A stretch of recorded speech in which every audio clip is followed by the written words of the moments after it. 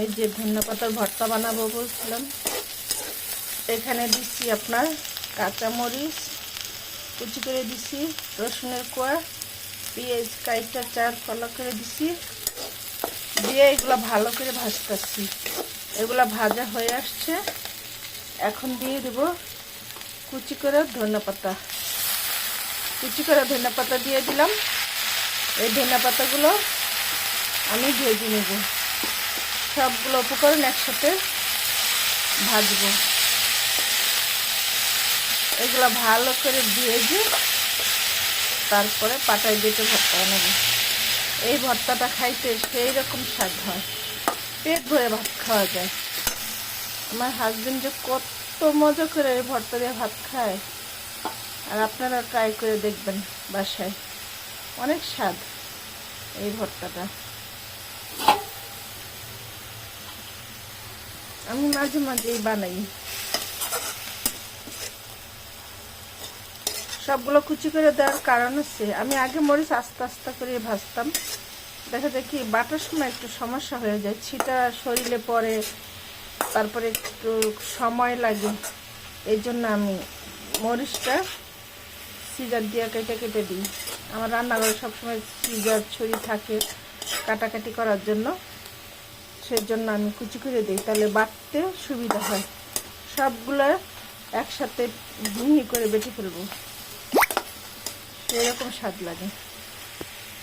এখন আমি লবণ অ্যাড করব, মানে কোনো ঝামেলাই থাকবে না ভর্তাটা বানানোর সময়, যে এটা লাগবে ওটা লাগবে, কোনো ঝামেলাই আর লাগবে না।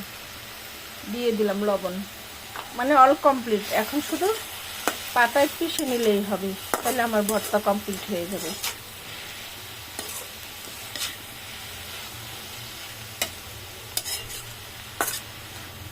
আমার হয়ে গেছে, এখন আমি চুলাটা নিভিয়ে দিব।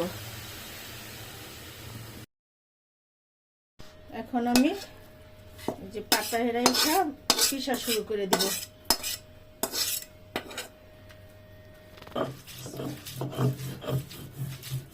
এইভাবে বাইটা মিহি করে উঠাই ফেলবো, তাইলে আমার ভর্তা বানানো শেষ।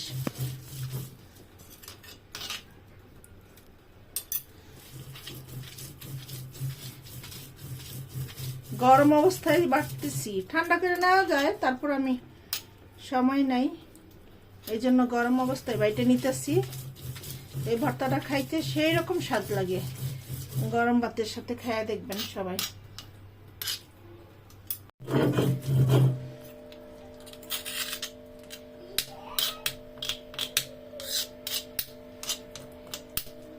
ভর্তা বানানো প্রায় শেষ, এখন আমি এটা উঠাই ফেলবো।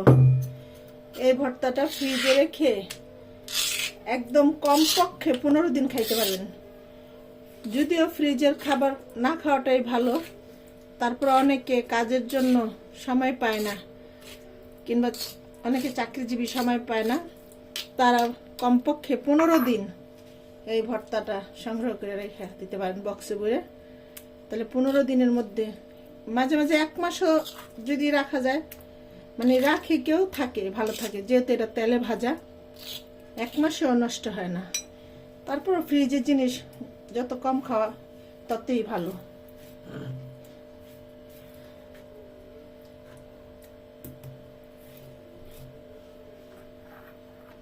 এই যে হয়ে গেল আজকে আমার ধনেপাতা, কাঁচামরিচ, রসুন, পেঁয়াজ সব একসাথে ভেজে ভর্তা, খুব সুস্বাদু। একদিন ট্রাই করে দেখবেন সবাই বাসায়, আর দয়া করে please please like comment share করবেন, আর আমার পাশে থাকবেন। আল্লাহ হাফেজ।